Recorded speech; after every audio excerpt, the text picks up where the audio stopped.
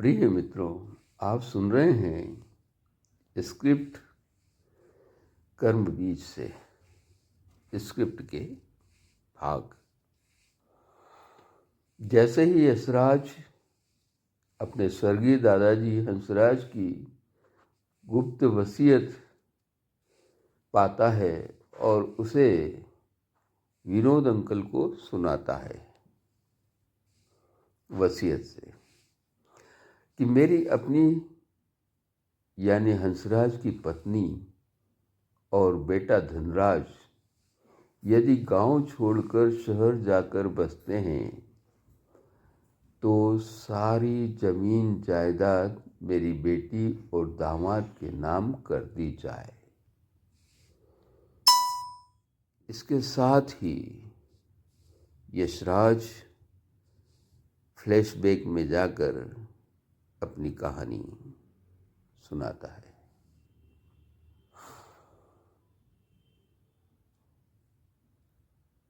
यशराज: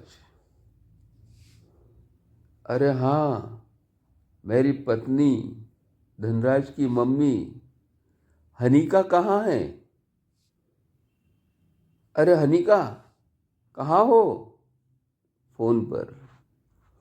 दूसरी तरफ से लगभग 45 वर्षीय डेंटिस्ट पत्नी हनीका: अरे अब क्या हुआ? इंदौर में हूँ अपने क्लिनिक में। और कहाँ? जल्दी बोलो, मेरे पास पेशेंट है। 2 घंटे बाद फ़ोन लगाना। और फ़ोन काट देती है। हंसराज फिर से फ़ोन लगाते हैं। अरे डॉक्टर साहिबा। दूसरी तरफ से चिढ़ते: अरे बोला ना, अभी मैं बिजी हूँ, जल्दी बोलो क्या बात है? हंसराज: मेरी दाढ़ में दर्द हो रहा है। डेंटिस्ट पत्नी: तो यहाँ इंदौर मेरे क्लिनिक में आ जाओ। बड़बड़ाते हैं: कितनी बार बोला कि इंदौर शिफ्ट होने का, पर तुम्हारे तो समझ में ही नहीं आता। वहाँ गांव में कौन बैठी है तुम्हारी सेवा चाकरी करने के लिए? चलो फ़ोन लगो, फ़ोन रखो और यहाँ जल्दी आओ।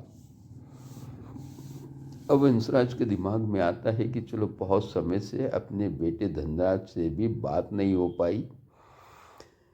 डॉक्टर बेटा क्या पढ़ाई कर रहा है वो भी समझते हैं, तो अपने बेटे को भी मिल लेता हूँ। हंसराज अपनी कार निकालते हैं। फिर एकाएक ध्यान आता है कि शहर में अपने पुराने वकील मित्र राम कुमार का फ़ोन आया था। उससे बहुत दिनों से बात नहीं हो पाई, उससे भी मुलाकात कर लूँगा। शहर में ट्रैफिक की वजह से कार ले जाना ठीक नहीं। अब हंसराज बाइक से शहर के लिए निकल रहे हैं और निकलने के पहले मित्र राम कुमार को फ़ोन लगाते हैं, लेकिन राम कुमार फ़ोन रिसीव नहीं कर पाते हैं।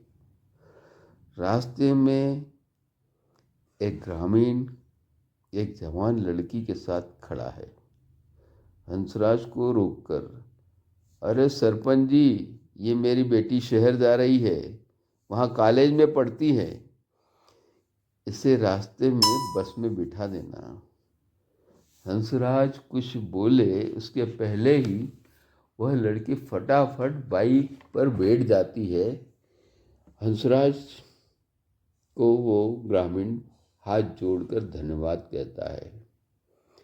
थोड़ी देर में एक जवान लड़का कहीं से बड़ी तेजी से आकर साथ में चलते हुए लड़की से हंसते हुए बात कर रहा है। लड़की भी उससे बड़े प्यार से बात कर रही है और हंसराज को बाइक रोकने का बोलती है। पूछने पर बताती है, ये मेरा बॉयफ्रेंड है, इसके साथ मैं चले जाऊंगी, आप मुझे यहीं उतार दो। हंसराज लड़की को मना करते हुए बाइक नहीं रोकते हैं और कहते हैं, तुम्हारे पिताजी ने मुझे तुमको बस तक छोड़ने के लिए बोला है, मैं बस में ही तुम्हें छोड़ दूंगा। लड़का रुआब से बाइक रोकने को बोल रहा है और एकाएक राम कुमार का फोन आता है। हंसराज फोन उठाकर मित्र से बात करते हैं। इधर लड़का और लड़की बाइक रोकने के लिए चिल्ला रहे हैं, उधर राम कुमार जी पूछ रहे हैं कि क्या चल रहा है। तब हंसराज उन्हें फोन पर ही बता रहे हैं कि किसी लड़की को मैं शहर छोड़ने के लिए आ रहा हूँ, रास्ते में कोई उसका बॉयफ्रेंड जो है वो ज़बरदस्ती जो है उसे अपने साथ ले जाने के लिए मुझसे झगड़ा कर रहा है। जैसे ही हंसराज बात करने के लिए अपनी बाइक रोकते हैं, लड़की बाइक से उतरकर लड़के की बाइक पर बैठ रही है। हंसराज उसे चिल्लाकर मना कर रहे हैं, लेकिन लड़का अपनी बाइक पर लड़की को बिठाकर भगा ले जाता है। अब हंसराज शहर पहुंचकर अपनी डेंटिस्ट पत्नी से अपनी दाढ़ का इलाज करवा कर बेटे के बारे में जानकारी लेते हैं। डेंटिस्ट पत्नी बताती है, बेटा धनराज अपनी मेडिकल परीक्षा की तैयारी में लगा है, उससे डिस्टर्ब मत करिए, उससे मुलाकात नहीं हो सकती अभी। और क्या बात करना है आपको उससे? चलिए आराम करिए, जाइए घर जाके आराम करिए। अब हंसराज अपने वकील मित्र राम कुमार के ऑफिस में पहुंचता है, जहां मित्र एक अखबार में आई उसकी जमीन की जाहिर सूचना पढ़कर सुनाता है। हंसराज ने यह जमीन अपनी पत्नी हनीका के नाम से खरीदी थी। यह सब जानकर हंसराज का चेहरा उतर जाता है। वह उस जाहिर सूचना की फोटो लेकर अपनी पत्नी को व्हाट्सएप करते हैं और पत्नी को इस बारे में पूछते हैं। तब पत्नी कहती है, आपने जितनी भी प्रॉपर्टी मेरे नाम पर खरीदी है ना, उस पर तो मेरा ही अधिकार है और उसे मैं बेच सकती हूँ। इसमें आपको क्या प्रॉब्लम है? इंदौर में मेरा डेंटल क्लिनिक मुफ्त में तो नहीं बन गया, उसके लिए जो पैसे लगे वो इस जमीन को बेचकर ही तो मैंने ये डेंटल क्लिनिक खोला है। इस पर हंसराज, तुम तो बता रही थी क्लिनिक भैया ने दिलवाया है। पत्नी, अरे हाँ भैया ने दिलवाया, लेकिन रुपए तो मेरे अकाउंट से ही कटे हैं ना। हंसराज, मुझे बिना बताए ही प्रॉपर्टी की इतनी बड़ी डील खुद ही कर ली, ऐसा क्यों कर रही हो तुम? पत्नी, बताना जरूरी नहीं समझा, और गुस्से में फोन काट देती है।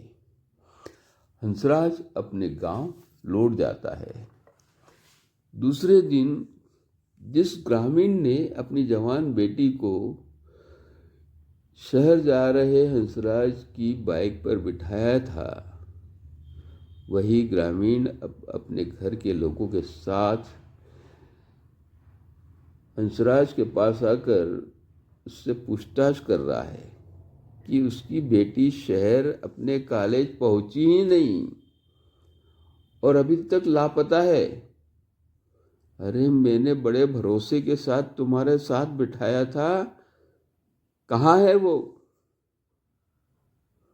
अब सरपंच जी उसे सारी घटना बताते हैं, लेकिन गुमशुदा लड़की के घर वाले लगातार सरपंच जी को डराने धमकाने में लगे हुए हैं। हंसराज अपने वकील मित्र को फोन लगाकर इस नई आफत के बारे में बताते हैं। तब वकील मित्र, जिसके मोबाइल फोन में घटना के समय की हंसराज की आवाज़ रिकॉर्ड हो गई थी और इसी के साथ लड़की और उसके बॉयफ्रेंड की बातें भी रिकॉर्ड हो गई थी, सारी आवाज़ वो सुनाता है। तब ये सारी आवाज़ सुनकर वह ग्रामीण और उसके घर वालों को सारा मामला समझ में आता है और हंसराज से माफ़ी मांगकर वे विदा लेते हैं। आज इस वीडियो में इतना ही। अगले वीडियो में फिर हाजिर होता हूँ। मैं हेमंत मोड़, फिल्म राइटर, फिल्म विजुलाइजर।